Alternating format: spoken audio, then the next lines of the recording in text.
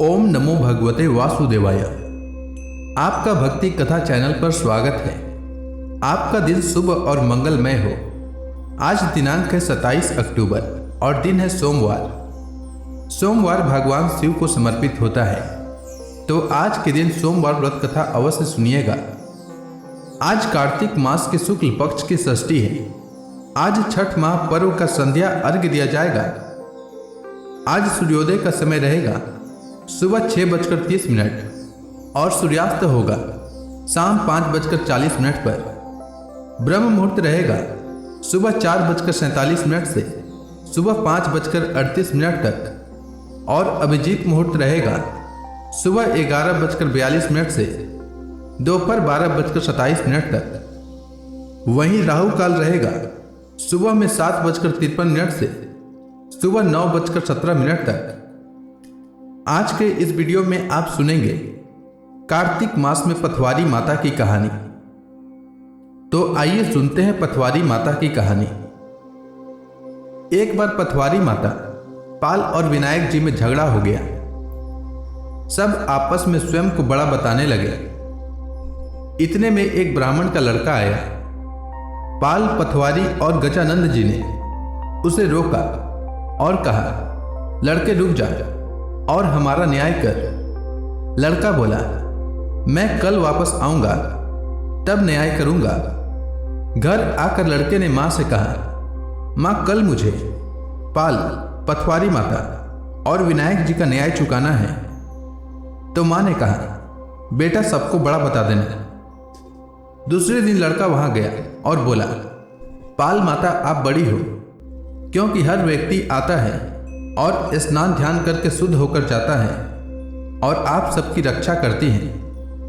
हे पथवारी माता, आप सबसे बड़ी हो, क्योंकि कितने भी तीर्थ धर्म ध्यान कर ले, पर आपकी पूजा किए बिना उनका कार्य पूर्ण नहीं होता। आप जीवित को भी ताड़ती हैं और मरने के बाद भी उद्धार करती हैं, इसलिए आप बड़ी हो। अब विनायक जी से लड़का बोला, सबसे पहले शुभ काम में आपको ही मनाया जाता है। आपको ध्याए बिना कोई भी काम सिद्ध नहीं होता है, इसीलिए आप बड़े हो। पाल माता, पथवारी माता, विनायक जी लड़के की चतुराई से प्रसन्न हो गए और बोले, लड़के तुमने तो हम सबको ही बड़ा कर दिया, उसको सुखी रहने का आशीर्वाद दिया और जौ के दाने उसके अंगोछे में डाल दिया। लड़का सोचने लगा, ये तो घाटे का सौदा रहा। सारा दिन खराब कर न्याय किया और इतने से जौ मिले। उदास मन से घर आकर अंगोछा एक कोने में डाल दिया। तो मां बोली, बेटा न्याय करके क्या लाया है? लड़का बोला, मां कोने में जौ पड़ा है, देख ले। मां वहां गई और अंगोछा उठाया तो उसमें से हीरे मोती बिखर गए। हीरे मोती का ढेर लगा देख मां अत्यधिक प्रसन्न हो गई। मां ने बेटे को बुलाया और कहा, बेटा आज तो पाल माता, पथवारी माता और विनायक जी भगवान हम पर प्रसन्न हुए हैं और उनकी कृपा से ये हीरे मोती मिली है। मां बेटे बहुत प्रसन्न हुए। हे भगवान, जैसे पाल माता, पथवारी माता, विनायक जी भगवान ने लड़के को दिया, वैसे ही सबको देना, सभी कथा सुनने वालों को देना। तो प्रेम से बोलिए, विष्णु भगवान की जय, गणेश भगवान की जय, पथवारी माता की जय। अब आइए सुनते हैं कार्तिक मास में भागवत पुराण का आज का अध्याय। सूत जी कहते हैं, सुखदेव जी के वचन भगवत तत्व का निश्चय कराने वाले थे। उत्तरानंदन राजा परीक्षित ने उन्हें सुनकर अपनी शुद्ध बुद्धि भगवान श्री कृष्ण के चरणों में अनन्य भाव से समर्पित कर दी। शरीर, पत्नी, पुत्र, महल, पशु, धन, भाई बंधु और निष्कंटक राज्य में नित्य के अभ्यास के कारण उनकी दृढ़ ममता हो गई थी। एक क्षण में ही उन्होंने उस ममता का त्याग कर दिया। शौनक आदि ऋषियों, महामनस्वी परीक्षित ने अपनी मृत्यु का निश्चित समय जान लिया था, इसीलिए उन्होंने धर्म, अर्थ और काम से संबंध रखने वाले जितने भी कर्म थे उनका संन्यास कर दिया। इसके बाद भगवान श्री कृष्ण में सुदृढ़ आत्मभाव को प्राप्त होकर बड़ी श्रद्धा से भगवान श्री कृष्ण की महिमा सुनने के लिए उन्होंने श्री सुखदेव जी से यही प्रश्न किया जिसे आप लोग मुझसे पूछ रहे हैं। परीक्षित ने पूछा, भगवत स्वरूप मुनिवर, आप परम पवित्र और सर्वज्ञ हैं। आपने जो कुछ कहा है वह सत्य एवं उचित है। आप ज्यों-ज्यों भगवान की कथा कहते जा रहे हैं त्यों-त्यों मेरे अज्ञान का पर्दा फटता जा रहा है। मैं आपसे फिर भी यही जानना चाहता हूं कि भगवान अपनी माया से इस संसार की सृष्टि कैसे करते हैं। इस संसार की रचना तो इतनी रहस्यमयी है कि ब्रह्मादि समर्थ लोकपाल भी इसके समझने में भूल कर बैठते हैं। भगवान कैसे इस विश्व की रक्षा और फिर संहार करते हैं। अनंत शक्ति परमात्मा किन किन शक्तियों का आश्रय लेकर अपने आप को ही खिलौने बनाकर खेलते हैं। वे बच्चों के बनाए हुए खरोंदों की तरह ब्रह्मांडों को कैसे बनाते हैं और फिर किस प्रकार बात ही बात में मिटा देते हैं। भगवान श्रीहरि की लीलाएं बड़ी ही अद्भुत अचिंत्य है। इसमें संदेह नहीं कि बड़े बड़े विद्वानों के लिए भी उनकी लीला का रहस्य समझ पाना अत्यंत कठिन प्रतीत होता है। भगवान तो अकेले ही हैं। वे बहुत से कर्म करने के लिए पुरुष रूप से प्रकृति के विभिन्न गुणों को एक साथ ही धारण करते हैं अथवा अनेकों अवतार ग्रहण करके उन्हें क्रमशः धारण करते हैं। मुनिवर, आप वेद और ब्रह्म तत्व दोनों के पूर्ण मर्मज्ञ हैं, इसलिए मेरे इस संदेह का निवारण कीजिए। सूत जी कहते हैं, जब राजा परीक्षित ने भगवान के गुणों का वर्णन करने के लिए उनसे इस प्रकार प्रार्थना की, तब श्री सुखदेव जी ने भगवान श्री कृष्ण का बार बार स्मरण करके अपना प्रवचन प्रारंभ किया। श्री सुखदेव जी ने कहा, उन पुरुषोत्तम भगवान के चरण कमलों में मेरे कोटि कोटि प्रणाम हैं, जो संसार की उत्पत्ति, स्थिति और प्रलय की लीला करने के लिए सत्व, रज और तमोगुण रूप तीन शक्तियों को स्वीकार कर ब्रह्मा, विष्णु और शंकर का रूप धारण करते हैं, जो समस्त चर अचर प्राणियों के हृदय में अंतर्यामी रूप से विराजमान हैं, जिनका स्वरूप और उसकी उपलब्धि का मार्ग बुद्धि के विषय नहीं है, जो स्वयं अनंत हैं तथा जिनकी महिमा भी अनंत है। हम पुनः बार बार उनके चरणों में नमस्कार करते हैं, जो सत्पुरुषों का दुख मिटाकर उन्हें अपने प्रेम का दान करते हैं, दुष्टों की सांसारिक बढ़ती रोककर उन्हें मुक्ति देते हैं तथा जो लोग परमहंस आश्रम में स्थित हैं उन्हें उनकी भी अभीष्ट वस्तु का दान करते हैं, क्योंकि चर अचर समस्त प्राणी उन्हीं की मूर्ति हैं, इसीलिए किसी से भी उनका पक्षपात नहीं है। जो बड़े ही भक्त वत्सल हैं और हठ पूर्वक भक्तिहीन साधन करने वाले लोग जिनकी छाया भी नहीं छू सकते, जिनके समान भी किसी का ऐश्वर्य नहीं है, फिर उससे अधिक तो हो ही कैसे सकता है।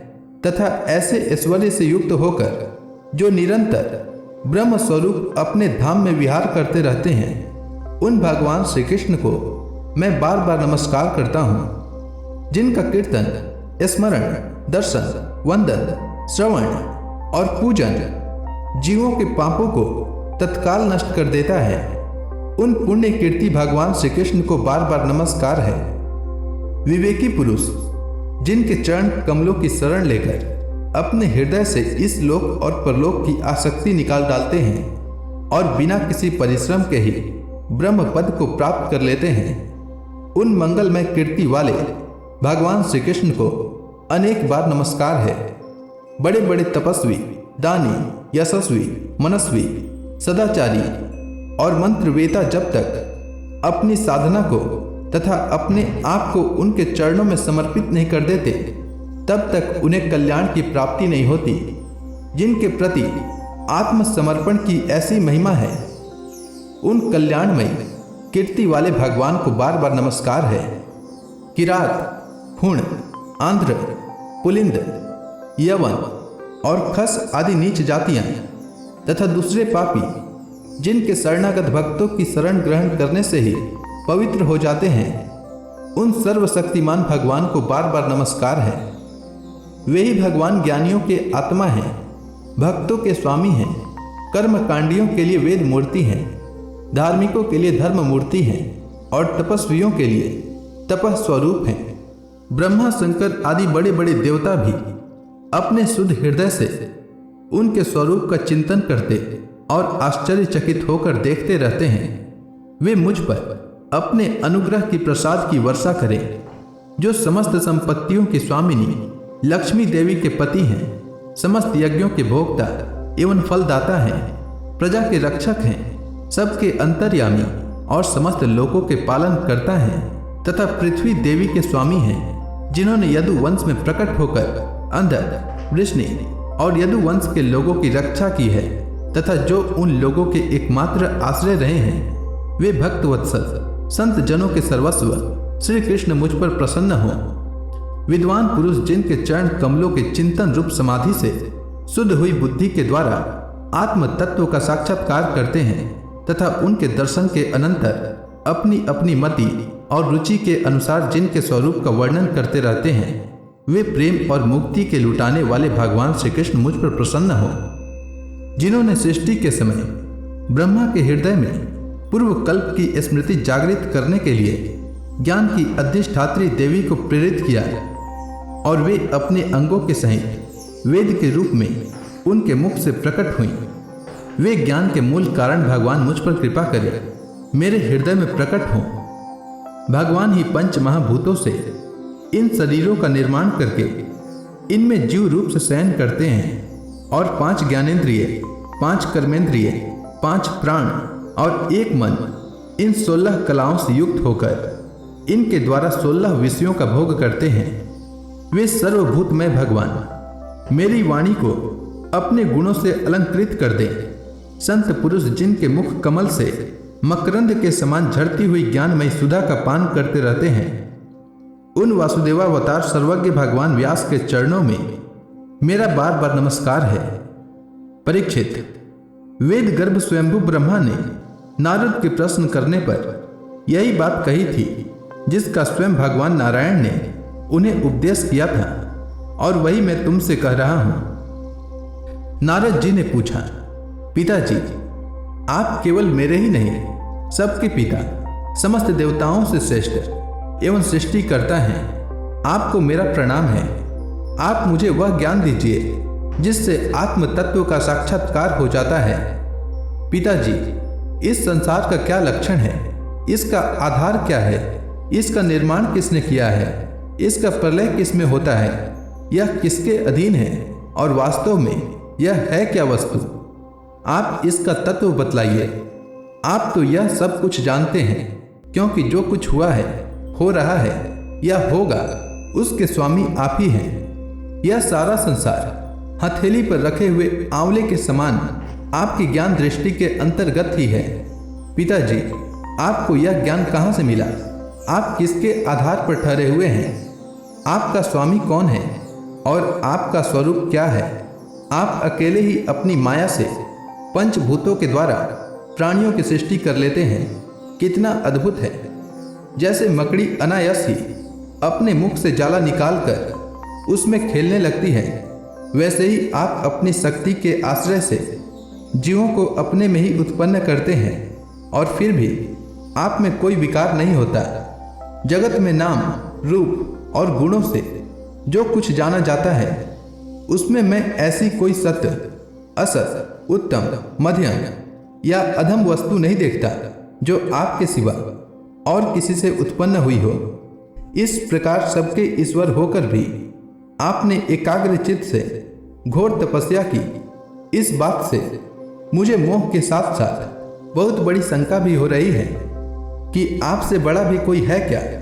पिताजी, आप सर्वज्ञ और सर्वेश्वर हैं। जो कुछ मैं पूछ रहा हूँ वह सब आप कृपा करके मुझे इस प्रकार समझाइए कि जिससे मैं आपके उपदेश को ठीक ठीक समझ सकूं। ब्रह्मा जी ने कहा, बेटा नारद, तुमने जीवों के प्रति करुणा के भाव से भरकर यह बहुत ही सुंदर प्रश्न किया है, क्योंकि इससे भगवान के गुणों का वर्णन करने की प्रेरणा मुझे प्राप्त हुई है।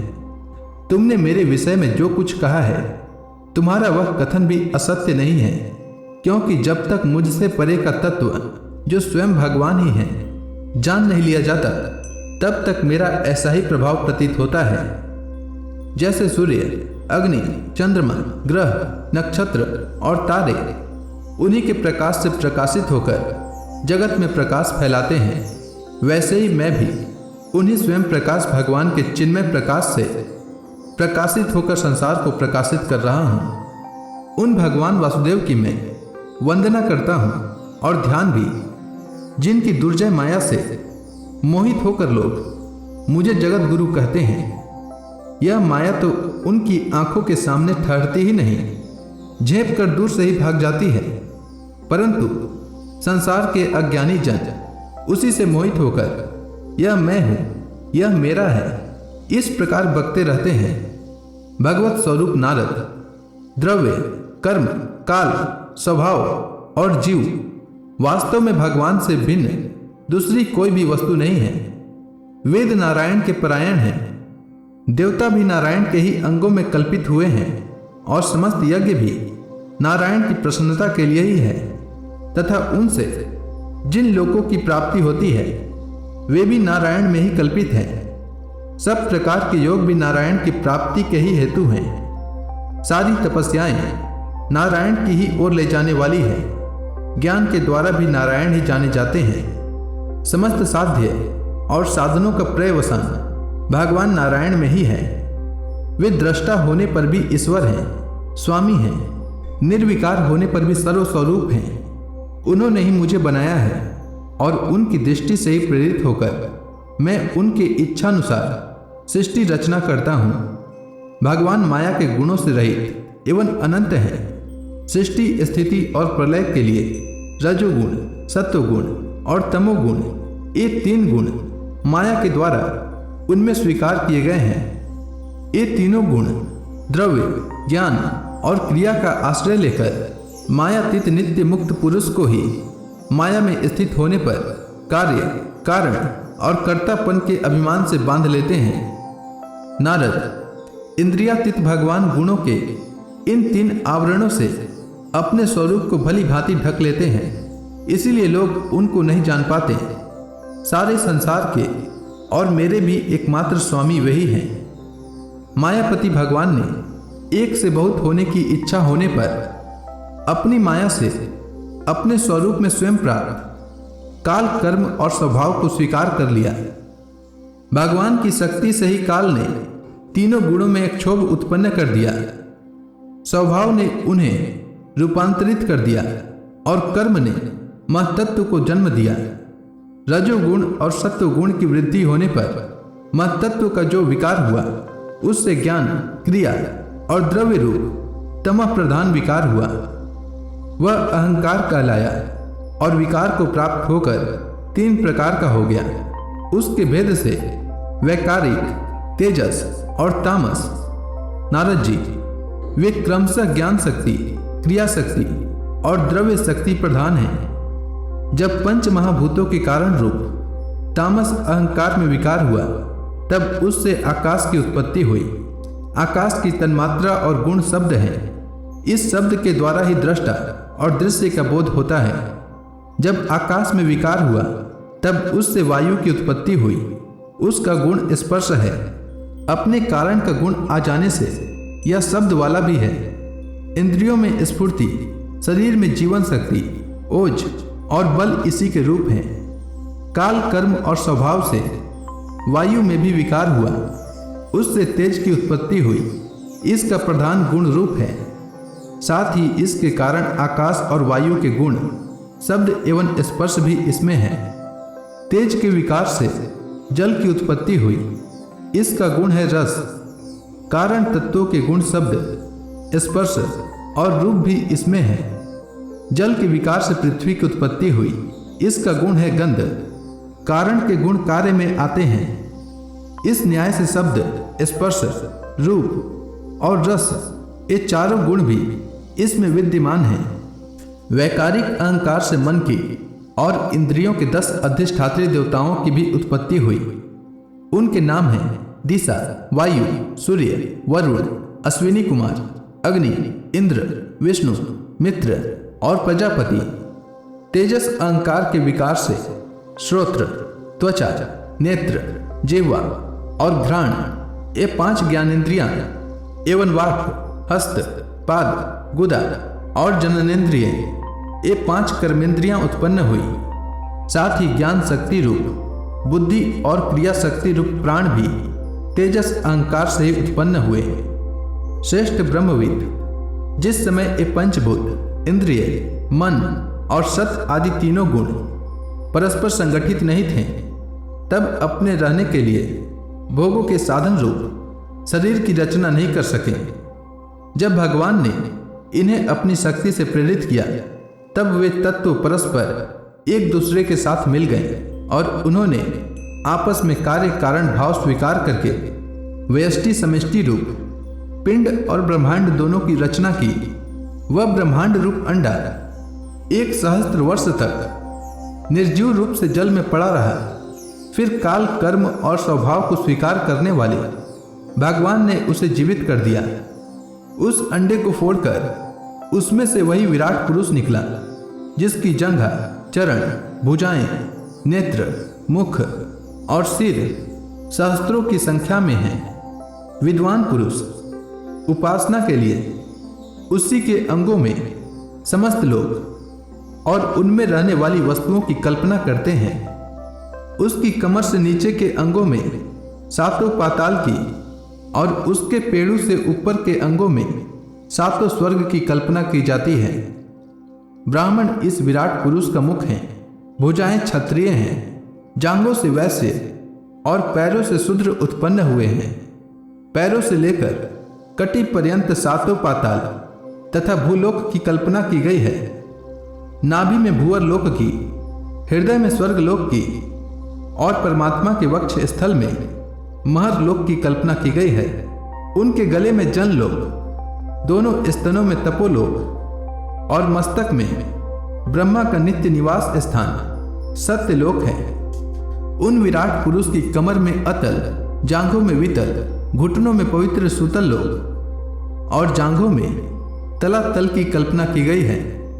एड़ी के ऊपर की गांठों में महातल, पंजे और एड़ियों में रसातल और तलुओं में पाताल समझना चाहिए। इस प्रकार विराट पुरुष सर्वलोकमय है। विराट भगवान के अंगों में इस प्रकार भी लोकों की कल्पना की जाती है कि उनके चरणों में पृथ्वी है, नाभि में भूवर लोक है और सिर में स्वर्ग लोक है। तो प्रेम से बोलिए भगवान विष्णु की जय। इसके आगे की कथा मैं कल के अध्याय में सुनाऊंगा। तब तक के लिए भगवान हरि का नाम जपते रहें।